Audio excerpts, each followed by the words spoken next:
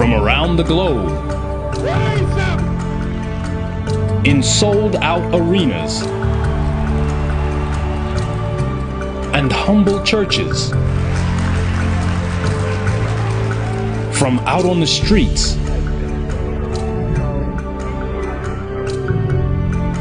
to your screen.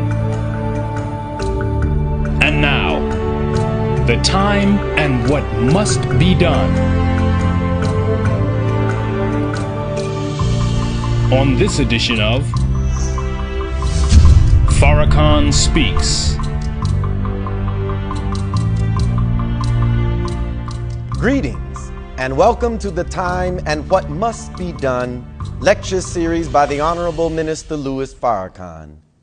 Because of the debate that is beginning to rage in America and the capitals in the Western Hemisphere and throughout the world over the American administration's determination based on their own intelligence to bomb Syria and degrade its military potential, while at the same time stepping up its support of the rebel factions in Syria, it appears that America intends to in fact accomplish what for 2.5 years they have not been able to accomplish, and that is to end the reign of President Bashar al-Assad and his regime without any real plan for who would replace him, thus leaving Syria, like Iraq, like Afghanistan and Libya, broken nations in continuing civil strife, as America leaves with bloodletting going on in these nations every day, which could break out into total civil war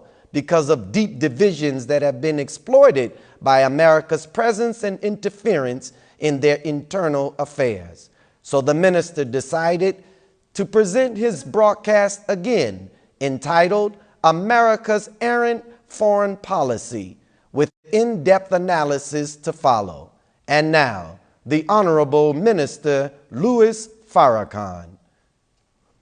So our subject today on the 34th edition of the Time and What Must Be Done is America's Errant Foreign Policy. What is the definition of errant? It means deviation from the regular or proper course, erring, straying. Erring means going astray, being in error or wrong. In previous broadcasts of the Time and What Must Be Done, in particular, Part 13 and 14, we shared and recounted America's misadventures and interventions in the affairs of other nations, seeking to murder or overthrow the leaders of those countries and replace them with leaders who were willing to do America's bidding. The United States Secretary of State, John Kerry, on this past Monday, August the 26th, held a press briefing in which he announced the Obama administration's conclusion and determination that the Syrian government used chemical weapons on innocent people. Based on America's history of false flag operations, great doubt exists as to the truth of whether the Syrian government is in fact responsible for the use of chemical weapons, or is America responsible through the use of her proxies?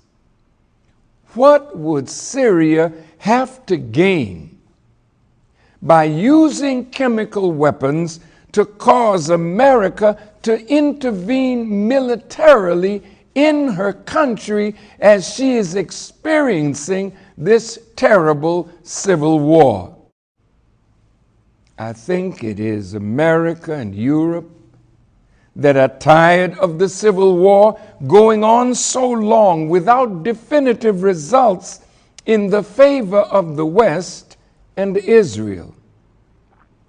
So it is today as it was with America's client state, Iraq, and Saddam Hussein in his war against Ayatollah or Imam Khomeini and Iran. America did not want Iran to be the victor in that war. America said a victory for Iran was totally unacceptable. So America turned a blind eye to Saddam Hussein's use of chemical weapons that America supplied him, not only killing soldiers, but innocent people for the benefit of others. America never raised a cry then about the use of these heinous weapons, because a victory for Iraq would be in the West's favor by destroying Iran, and a victory for Bashar al-Assad against all that America is doing against him would not be in America's favor or in the favor of Israel. So military intervention by America and a coalition of the willing to accomplish your objectives would be in your favor. And now that England has backed out and some of the coalition are not so willing, is it ego that's driving you to go it alone? Is it that you will be embarrassed if Assad stays in power? I wonder.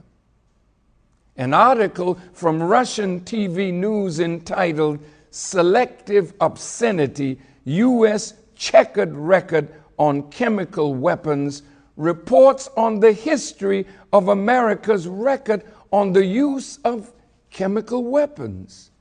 In part, it reads, from 1962 to 1971, the U.S. military sprayed an estimated 20 million gallons of defoliants and herbicides over Vietnam, Laos, and Cambodia in a bid to deprive the Viet Cong of food and the natural cover of the jungles. The Vietnamese government estimates that 400,000 people were killed or maimed, and 500,000 children born with birth defects as a result of the so-called rainbow herbicides. A similar legacy was left by the deployment of white phosphorus and depleted uranium following the U.S. invasion of Iraq in 2003. In August the 25th, a 2013 Global Research article by David Swanson, Mr. Swanson interestingly entitles his writing "Lying About Syria and the Lying Liars Who Lie About Lying." Listen to what he had to say. U.S. prepares for possible retaliatory strike against Syria in a Los Angeles Times headline. In the article by Mr. Swanson, it reads, quote, "Threatening to attack Syria and moving ships into position to do it are significant, illegal, and immoral actions." So states the writer of the article. The president can claim not to have decided to push the button, but he can't pretend that all the preparations to do so just happen like the weather. According to the UN Charter, it reads, quote, "All members shall refrain in their international relations from the threat or use of force against the territorial integrity or political independence of any state or in any other manner inconsistent with the purposes of the United Nations. The UN Charter, like the American Constitution, is gradually being ripped to shreds so that there is no more international law and order, just the law and order of the powerful against the weak, both in the world and now in the United States of America. This article provides 10 reasons why America should not attack Syria. You can find the article available to you on our website, www.noi.org, at the time and what must be done. Mr. Swanson sums up his 10 points in this way. He writes, but guess what? The evidence suggests strongly that the latest chemical weapons claims are as phony as all the previous ones. Global Research News reported in an article June 15, 2013, about a deleted British Daily Mail online article titled U.S.-Backed Plan for Chemical Weapon Attack in Syria to be blamed on Assad. What did the British Daily Mail online article of January 29 say? Leaked emails, according to the Daily Mail, have allegedly proved that the White House gave the green light to chemical weapons attack in Syria that could be blamed on the Assad regime and in turn spur international military action in the devastated country. A report released on Monday, January 28, 2013, contains an email exchange between two senior officials at British-based contractor Britam Defense, where a scheme approved by Washington is outlined explaining that Qatar would fund rebel forces in Syria to use chemical weapons. Now, Barack Obama made it clear to Syrian President Bashar al-Assad in December of 2012 that the U.S. would not tolerate Syria using chemical weapons against its own people.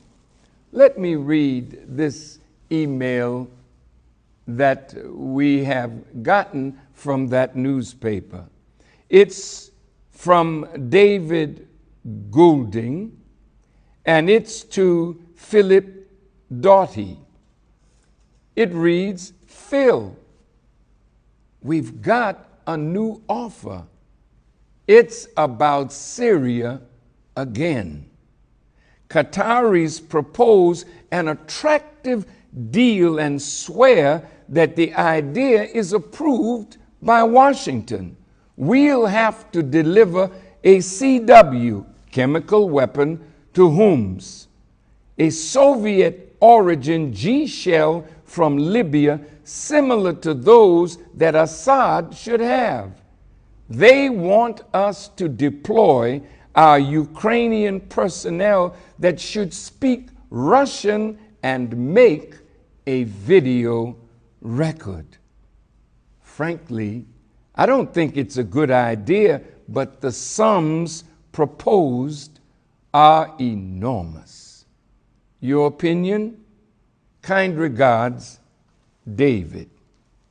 The British Daily Mail online article continues, the United States State Department had not returned a request for comment on the alleged emails to Mail Online Today at the time of publication.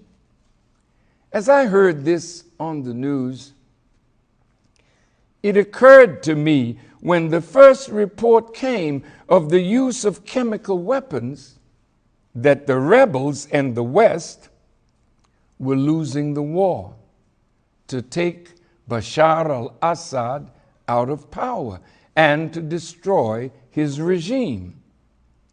So the introduction of chemical weapons would force President Obama to do what he threatened Assad that he would do if such weapons were used. But there was such an outcry. Israel, who is not a dispassionate observer of this, are the ones that gave intelligence to the United States according to the British Guardian News. Israel told America that it was Assad's regime that was doing this, but the evidence was so overwhelming that it was in fact a lie. So that charge went unanswered, and the president was spared having to answer for his statement of crossing the red line by the use of chemical weapons.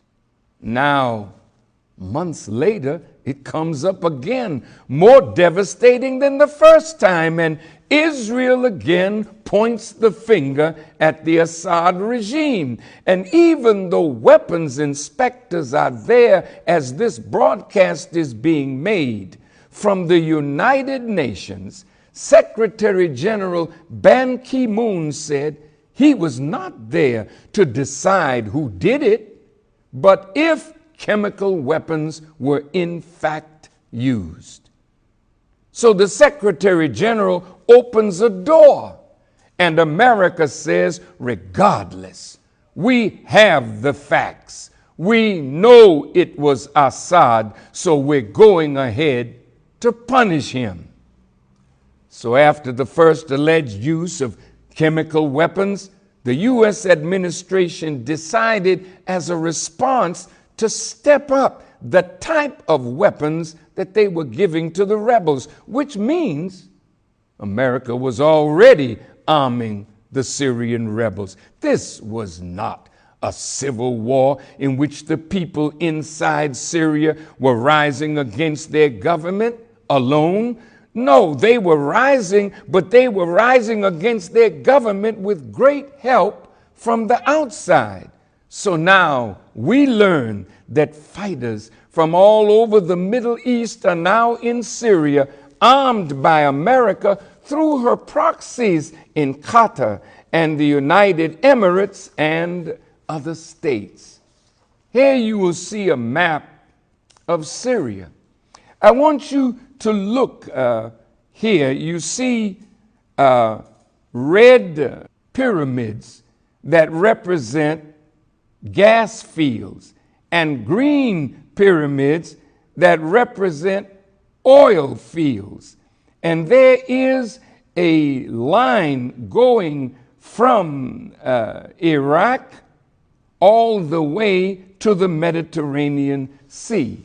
Now, according to an article from Reader's Supported News by Mr. Carl Gibson on June 18, 2013, we gleaned from his article that the Kirkuk-Banias pipeline, also known as Iraq-Turkey crude oil pipeline, was first brought online in 1952. It runs 600 miles from Kirkuk in northern Iraq to the Syrian town of Banias on the Mediterranean Sea between Turkey and Lebanon.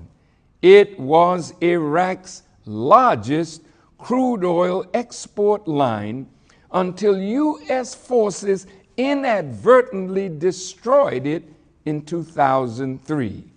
Since then, they have tried to repair it, but it has not been able to operate at full capacity.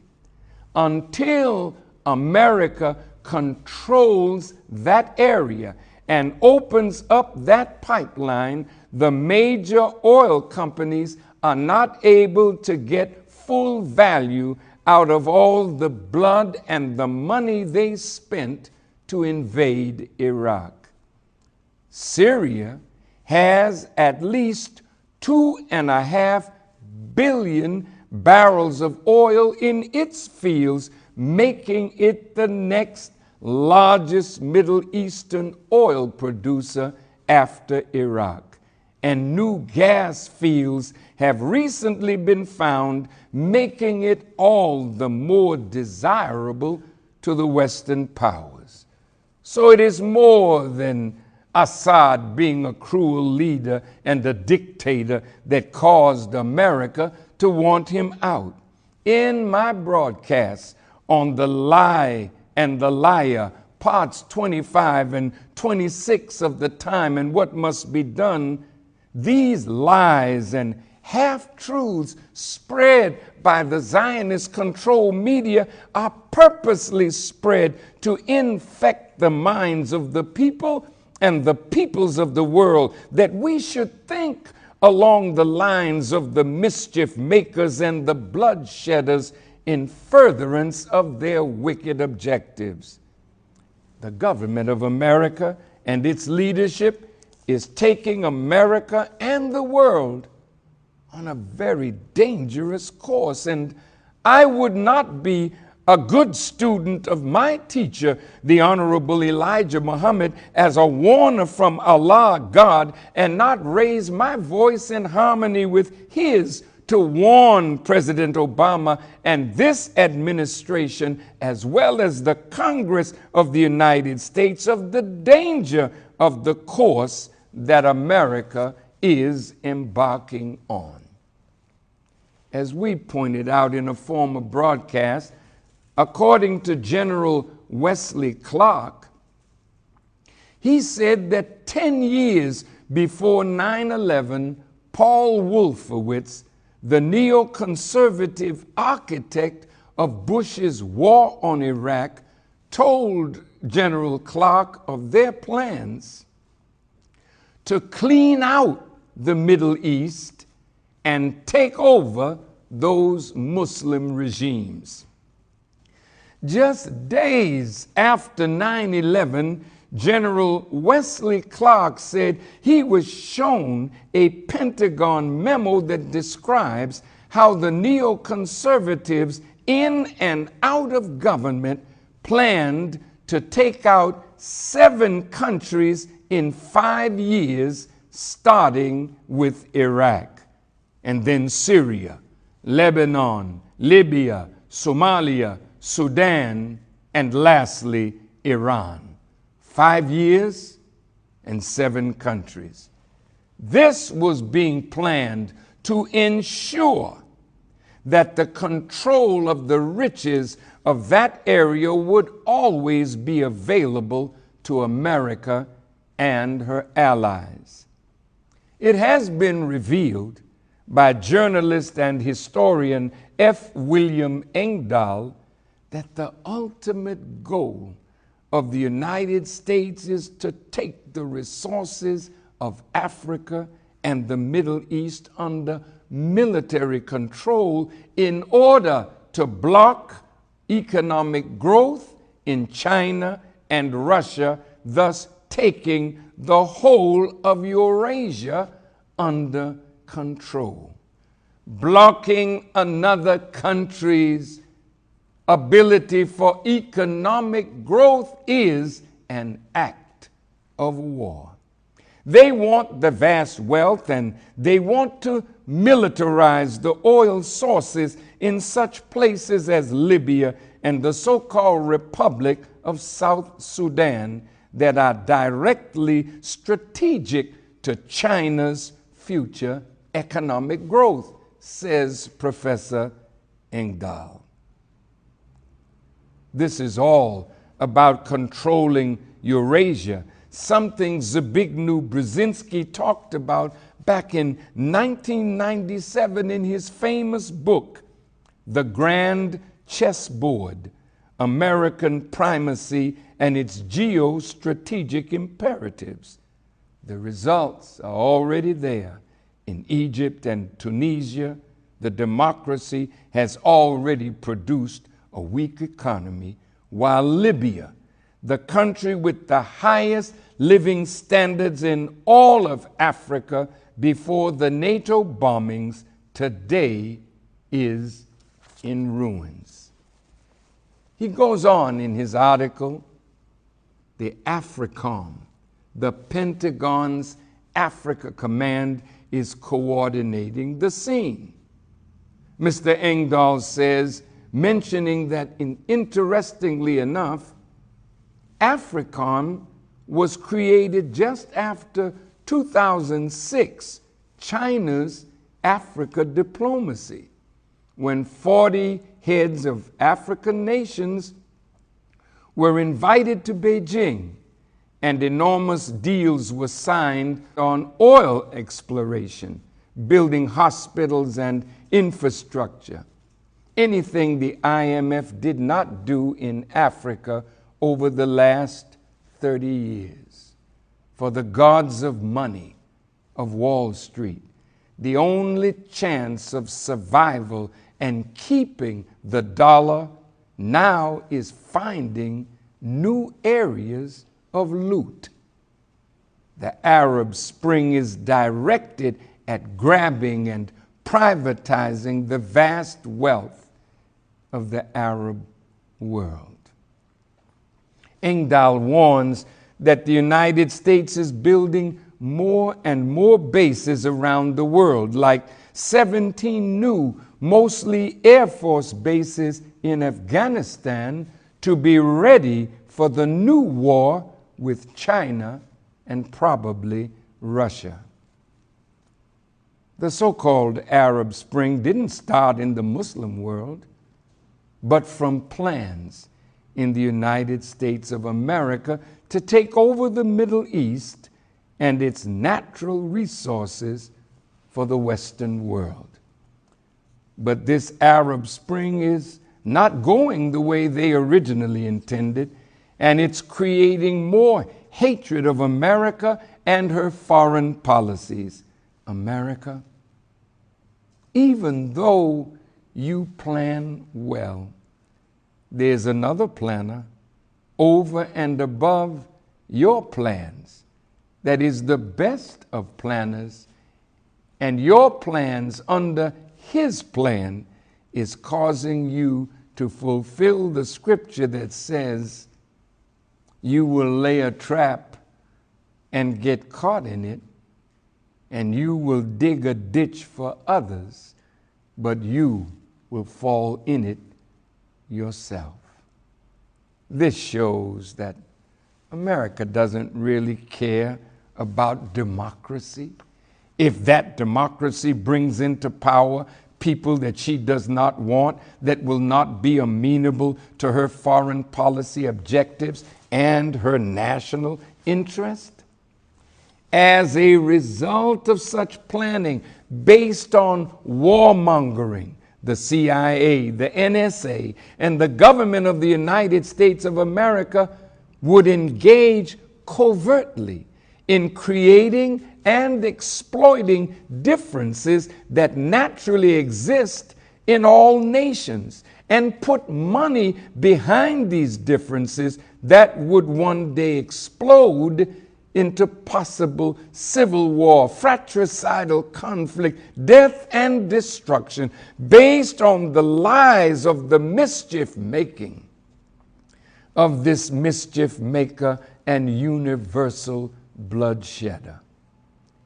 Every time there has been a so-called democratic election in the Muslim world that brought so-called Islamists into political power, America worked to destroy that democratically elected government, which shows America's not interested in a democratically elected government that produces a government that she's not in control of and cannot have free access to the natural resources of that nation. For instance, Hugo Chavez is not a Muslim. He was socialist in orientation, a man coming from the masses of the people of Venezuela. His ideas were not in harmony with America's foreign policy objectives for Venezuela as well as Central and South America.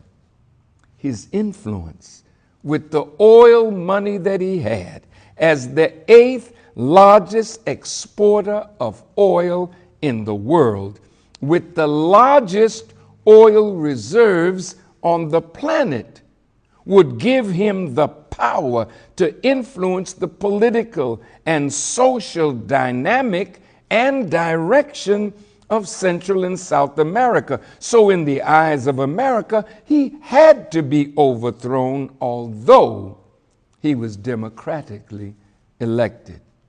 Under George W. Bush, after Hugo Chavez had won a democratic election, forces were set in motion among those who felt threatened by his economic policies, and he was overthrown. Condoleezza Rice, our then Secretary of State, applauded his overthrow, but within days he was put back into power by the rising of the mass poor of Venezuela. America's foreign policy objectives were the same in Algeria, Tunisia, in Iraq, in Afghanistan, in Pakistan. Everywhere America felt they needed regime change, they already hand-picked persons that they felt would be amenable to America's foreign policies and objectives surrounding their natural resources. In Algeria, in 1992, Islamist forces rose to power through a democratic election, and the military rose up and overturned that election, and America's hand was involved. In Libya, Muammar Gaddafi, no matter what the world thought of him, was moving his country and Africa forward. Libya had, as a nation, no debt. How could this leader, with a philosophy that was not liked by the Western powers, guide a nation to be absolutely debt-free, yet building the economy of that nation, and at the same time helping Africa to come up out of the ashes of colonialism and neocolonialism?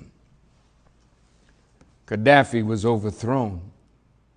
But in overthrowing him, America did not count on Islamic forces coming up that America had no control over. So now Libya is a lawless country that is in ruin. And this has brought blowback to America that America did not expect. So America lost an ambassador. America lost Americans in the bombing of the embassy in Benghazi. This should have been taken as a sign to you, America.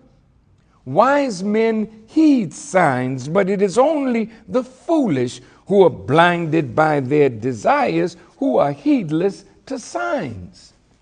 That was a sign of what America and Europe can expect with its meddling in the internal affairs of the Middle East, Africa, and other nations of the world.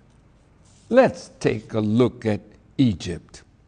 In Egypt, the desired results from these maniacal actions that are going on as we speak are proving every day to be more and more uncontrolled, and consternation is ever increasing, which will lead to more and more errors.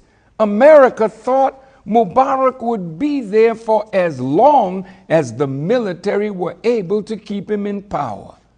But an uprising came and Mubarak was overthrown.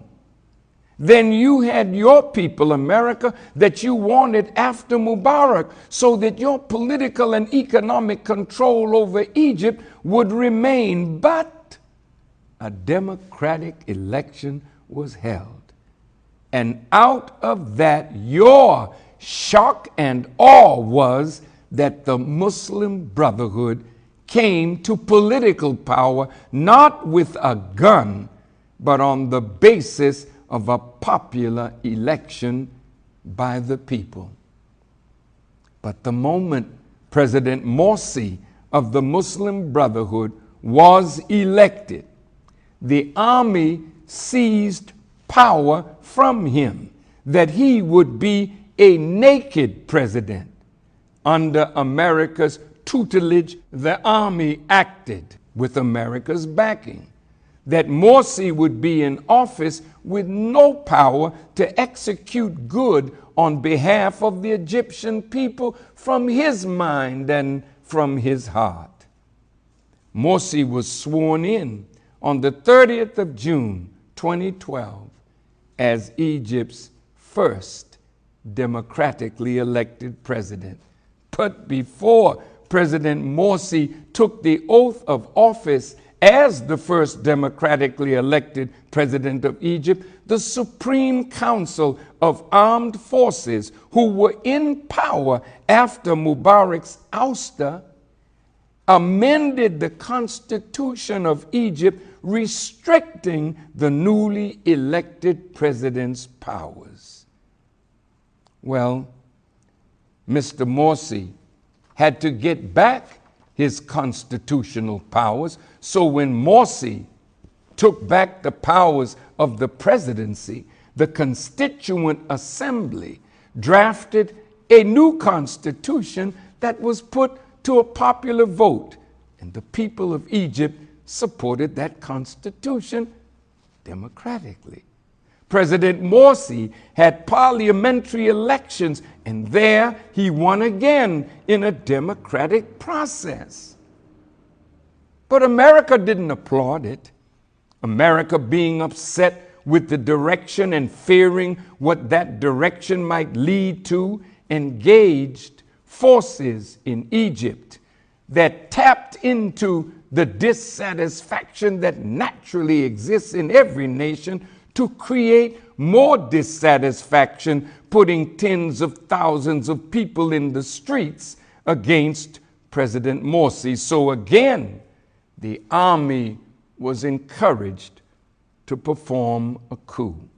America now is trying to tip through the tulips by not calling it a coup, while Senator John McCain went over to Egypt and inadvertently said it was a coup. Well, if it was a coup, then you're going to have to skip around your law that says you should not give aid to those who are involved in a coup. So look at how you stretch the English language to not call it a coup, even though that's exactly what it was. And it was a coup of America's and the Western world's and Israel's making. So now it's a very confused scene in Egypt. Members of the Muslim Brotherhood are not lying down because they were robbed of their democratically attained position of power with America's help and with Europe's help, and they know it. So the hatred of America is building in Egypt, and they see the hand of Israel over all of it. In Turkey, when Necmettin Erbakan became prime minister, being an Islamist, he was moving Turkey more toward the Islamic world than toward NATO and Europe. He was democratically elected by the people, of Turkey, but militarily overthrown. Recep Tayyip Erdogan, the current prime minister of Turkey, was a member of Erbakan's party and one of his supporters. So Egypt now, and its condition, is threatening to embroil the whole Arab and Muslim world. And the ousted former President Mubarak has been freed at a time when there is so much confusion in Egypt. Mohammed al-Baradei, who served as director of the International Atomic Energy Agency. A good man, but your man. But he was not your man to the degree that he would remain as vice president and see the people who were democratically elected being slaughtered by the military with American weapons. So he resigned, and the confusion continues to mount.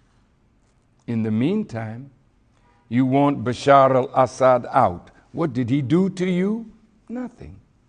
What did he do? He was a friend of Russia, but not necessarily yours. He would work with you, America, if you respected the sovereignty of his country. So you wanted Assad gone. Evidently, he's been a thorn in your side. Israel bombed him twice recently, and Israel bombed Iraq first, and their nuclear facility, because Israel does not want any Arab nation to have nuclear power. After Iraq had developed, with the help of the French, a nuclear facility, Israel bombed and destroyed it. Where was the outcry? Did America say, Israel, you were wrong for doing that? No. Israel is your companion in wickedness. So you both are headed downward into the bottomless pit of hell. You expected Assad to be gone, but he's still there. You said he should step down, but he didn't step down, and the rebellion became a civil war from an uprising. And you influenced Qatar, you influenced Saudi Arabia, you influenced the Arab Emirates, you influenced others to send fighters into Syria to get him out of power, but evidently they all are failing. That's a Syrian problem that should have been handled by the Syrian people, but you intervened, America, the mischief maker, the bloodshedder, the liar. So now, America, you back your proxies with weapons that you sold to the Middle Eastern countries. Well, I ask, is it in Syria's interest to push America into war with Syria? I don't think so. So may I respectfully say, Mr. President, your advisors don't seem to be your friends. Who advised you to say that the NSA was not spying on the common American citizen, and in less than a month it has been revealed that they were in fact doing the very thing that you said to the American people that they were not doing? Who advised you to say that there was no such thing as UFOs, and then a few weeks later, it was admitted by the CIA that Area 51 in Roswell, Nevada is in fact a reality? What are they doing to you, Mr. President? In a few broadcasts from now, we'll deal with Roswell and Area 51, if it is the will of Allah. Mr. President, they're destroying you little by little, so that you become involved in the spider web of their lies and treachery, so that when in 2 years from now your presidency is over, what can you do with the remainder of your life after they have destroyed your potential for good? So now, since the president is not acting as his advisors and the neoconservatives want him to act, they inspired the rebels to use some form of gas. And immediately the propaganda machine of the Zionist controlled media goes into action to feed the American people the same kind of propaganda that led to America's involvement in Iraq and in Afghanistan. So the media is quick to say, Assad is killing his own people. You show these horrific pictures of dead men, women, and children, no doubt gassed. But who is at the root of it? Oh, you warmongers, let me hasten to tell you that you're getting yourself into a war that you would wish that you had never gotten into. You that love war, you will be forced to eat from the plate that you have delighted in serving to others. Well, here we are again, just as in Iraq, just as in Afghanistan, just as in Libya. The liars and their lies are now spreading to justify what America's policy has already been developed to do to Assad and Syria. So you want to tip the balance by using the very weapon that you say Assad is using. You inspire others to use it to justify pulling Obama and America into war. Did you think that you would do this and Russia would be quiet? She's already warned that if you do this, there would be catastrophic results if you bomb Syria. But you are blinded.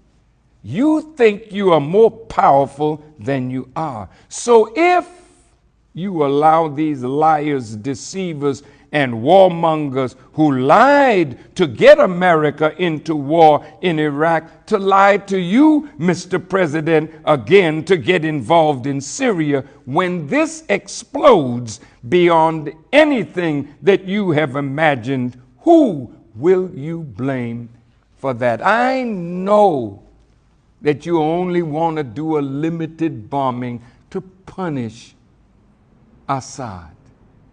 That's what you say. That's what you think. But what will be the result after you do it? You'll be sending Tomahawk and Patriot missiles. But what will be the result after that? Yes. Well, this is how the West throughout history has done. You draw up borders throughout the Aboriginal world, and brothers end up fighting brothers over the question of who owns the land. The same in Syria, the same in Iraq, but the very division that you are inspiring for others is coming home to roost right here in America. What about Iran and the exposed plots of Israel killing Iranian scientists? According to the memorandum revealed by General Clark, you clearly have Iran in your sights as you continue to charge Iran with developing nuclear weapons despite the findings of the IAEA to the contrary. Just as you continue to lie about me, claiming that I am a hater and an anti-Semite, to turn the ear of the people of America and the world from hearing the truth of your wickedness, as you tumble the entire earth into the most devastating war in the history of the world. What contrivance will you bring to the people about me? I am a warner to you, and I am pleading with President Obama, please, don't let them misguide you with their false information that they feed you to make you a pawn of their wicked ideas for domination of that part of the world. America is divided over this. The military leaders are divided over this, and the Congress is divided over how this situation should be handled. America, you're in trouble, and you can't see it because your heart is being hardened and your eyes are being blinded from the wicked desire that is already in your heart. This is definitely your desire, but your desire will be your own undoing if you will not heed what we are saying to you from Allah. Then I guarantee you, your destruction is now entered across the threshold of the door of America. You cannot say you love the American people. You cannot stand up and say to the American people who love this country and the patriotic members of the armed forces of America that would give their lives to defend democracy and freedom. You cannot stand up and say that this war that you are entering into is for democracy when you've destroyed democracy whenever an election elected somebody that would be against your errant foreign policy objectives and your national interests.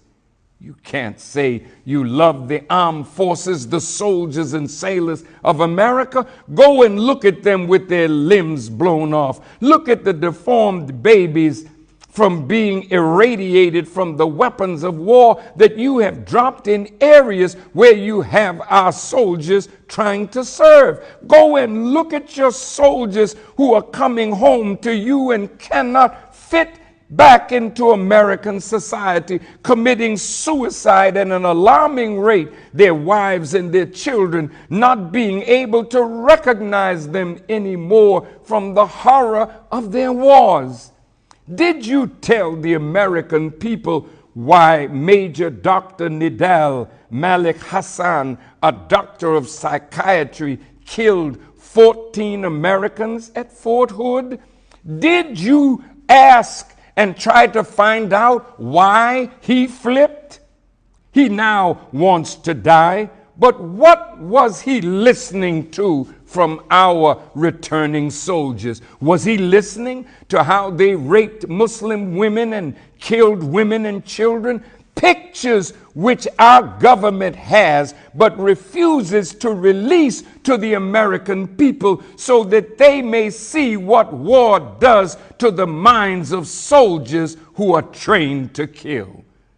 Was Major Dr. Nidal Hassan trying to give them some kind of rationale that would give them mental stability and balance, and couldn't take hearing any more of their confessions of what they did, and decided to kill those who were being sent to kill Muslims?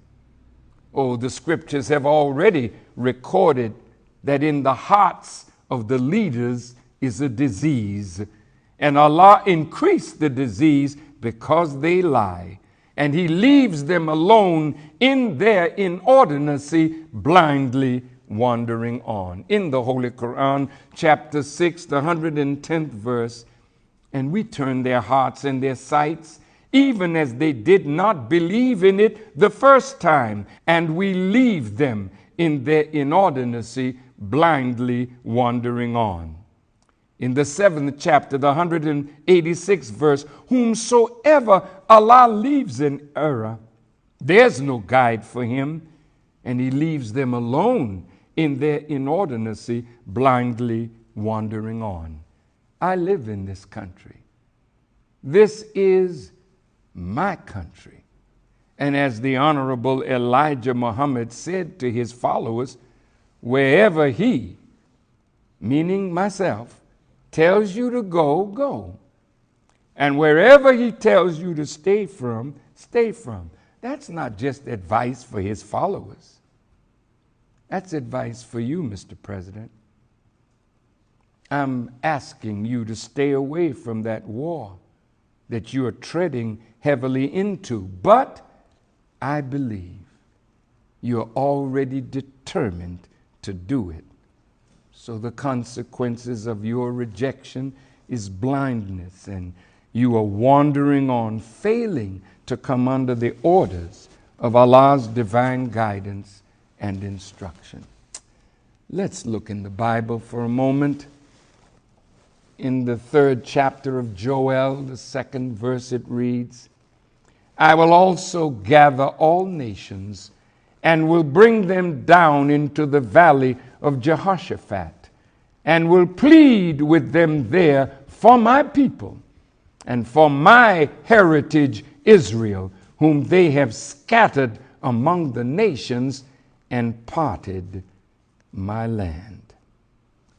Then in the 9th verse of that same chapter, Joel says, proclaim ye this among the Gentiles, prepare war, wake up the mighty men, Let all the men of war draw near. Let them come up. Beat your plowshares into swords and your pruning hooks into spears. And let the weak say, I'm strong. Well, America, you're out ahead of everybody, planning wars and manufacturing new and more deadly weapons, while the people of America continue to increase in suffering from unemployment, from poverty and want, and from a falling dollar, while at the same time you're increasing military spending. Look at your projected future, America. Look at this chart that shows that 57% of the proposed discretionary spending for your budget of 2014 is for the military, while only 6% is earmarked for education and only 1% is earmarked for food and agriculture. Is that why here in Chicago and all over the country, schools are closing and only the military or jail is the hope for our youth? A warning to our world of Islam. I know my time has come to an end, but I am extending the time a few more minutes that I might finish this timely subject. A warning to our world of Islam. My dear brothers and sisters of the Islamic world, what you are doing under the guidance of America and Europe will cause the whole Middle East to be destroyed and possibly lead to the bombing of our holy city of Mecca. Whether you know it or not, the rightful place for the righteous will be bathed in blood as a purifying agent for the Mahdi and the Messiah to bring the real people of God back to their proper and rightful place in Mecca, in Medina, and the whole Muslim world. Last week, when I talked about how certain countries in the Muslim world were being used and how the Middle East is going to go up in flames, but if that happens, the whole Islamic world will come against America. Let me say that that whole area of Palestine and Egypt and Syria, the parts that the Jewish people call Greater Israel or Eretz Israel, that does not belong to you. Unfortunately, you will die there. But your blood and the Palestinian blood and Arab blood and the blood of others will purify that area for the real owners of the kingdom of God.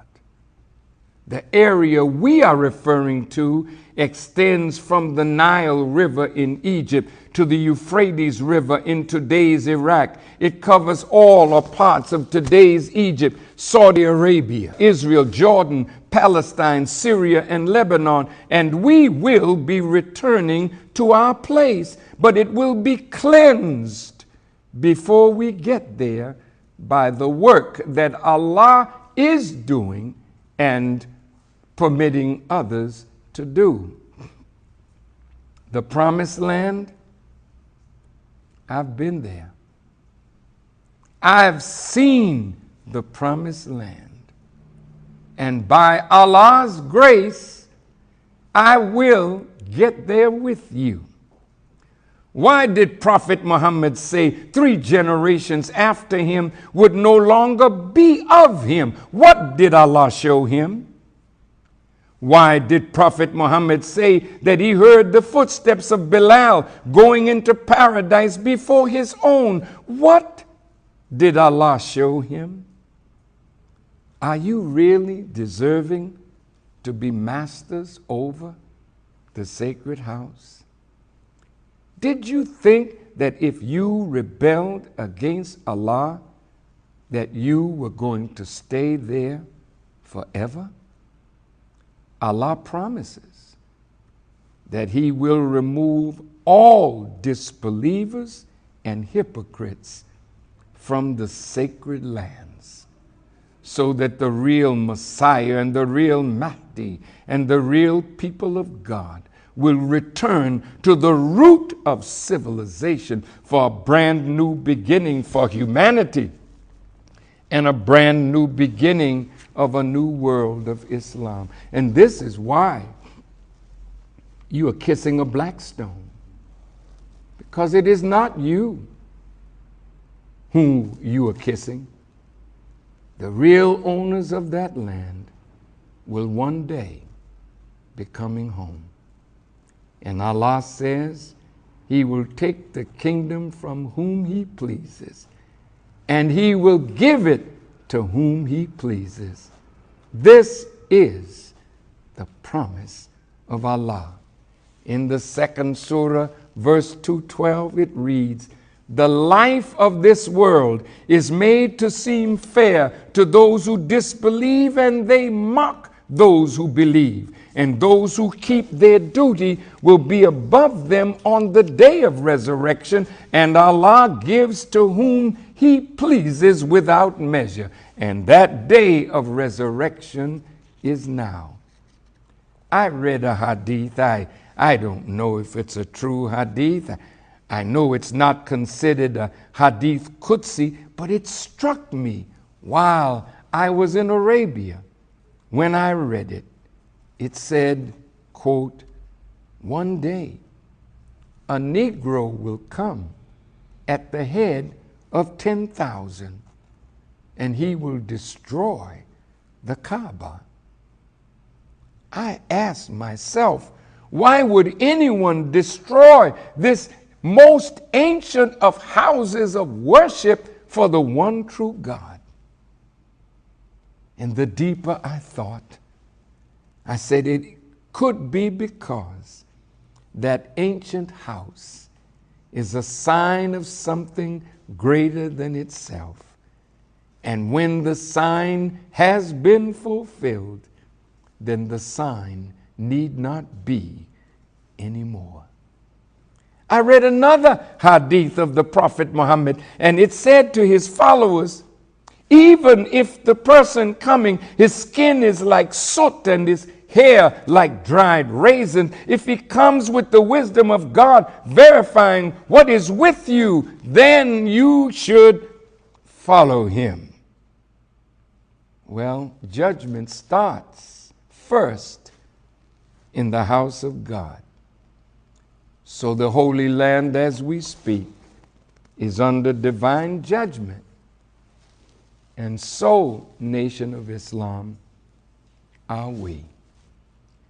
The Honorable Elijah Muhammad wrote of the Nation of Islam in 1957. He said, quote, "At the present time, the Nation of Islam is honeycombed with these rotten characters, disbelievers and hypocrites, people who say that they believe, but they are only there to destroy the Nation of Islam as it was in 57. It is in 2013. But the Honorable Elijah Muhammad said then to his followers, be patient, for Allah promised that he will weed out his own kingdom in his own good time. So the Nation of Islam in the West, the weeding has now begun.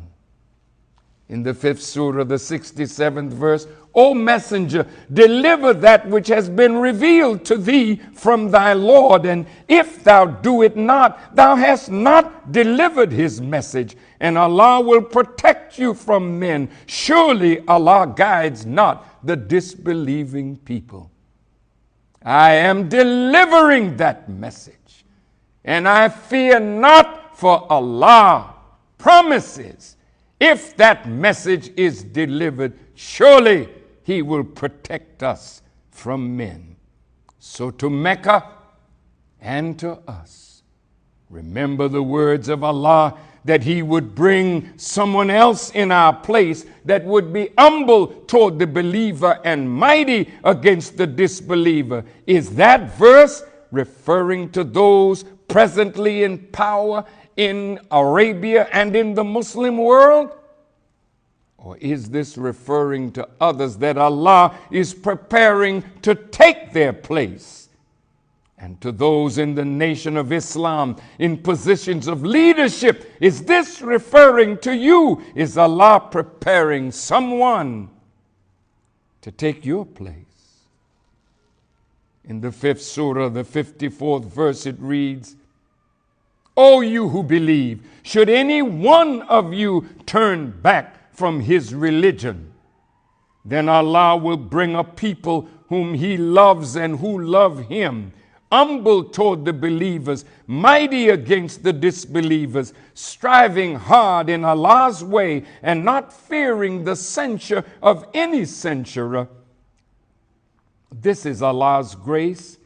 He gives it to whom he pleases. And Allah is ample giving. You may see this as a cause to rise up against this little nation of Islam in the West. Some of you even say that we are not real Muslims. Allah knows best who the real Muslims are, and he will judge between us. So wait, for we too are waiting. Soon we all shall see. Last week as we ended, I asked who made the promise and where is the land? That land starts right here in America, but it ends right there in the Holy Land. Eretz Israel is not for you, present Israelis. It is for us, the true children of Israel. So Allah is going to use your blood to purify that area of the world for the Messiah to come back and bring back with him the people of God's choice. For the Holy Land, Mecca in particular, will be the headquarters of the Mahdi and the Messiah. In our lessons, the best part is in Arabia at the holy city of Mecca, and the best part is for the best nation. In the Holy Quran, the 3rd chapter, the 110th verse, it reads, You are the best nation raised up for men. You enjoin good and forbid evil, and you believe in Allah. And if the people of the book had believed, it would have been better for them. Some of them are believers, but most of them are transgressors. Well, the best nation belongs on the best part of the planet Earth. Are you having gay parades in the Holy Land? Liars and thieves? Does apartheid exist in the Holy Land? And you dare to think you are the real people of God? So, my dear President Obama, I warn you in the name of Allah, listening to liars and thieves and murderers, if you go along with them, you will be stained with the blood of all those that are dying from a lying mischief maker and bloodshedder. As a young man, they don't want you to have any influence, so they're gradually destroying you. Those that put you in office don't want you ever to be helpful to your people and others after your 4 years in your second term is up. So because of the consequences of your involvement, while at the same time America is being ravaged with fire and water, heat and hail and sleet and snow and rain and hurricanes and tornadoes and soon great earthquakes and other disasters of all kinds, I pray that Almighty God Allah, in the name of His Messiah, that you will listen and heed these warnings. So I thank you from the depth of my heart for listening.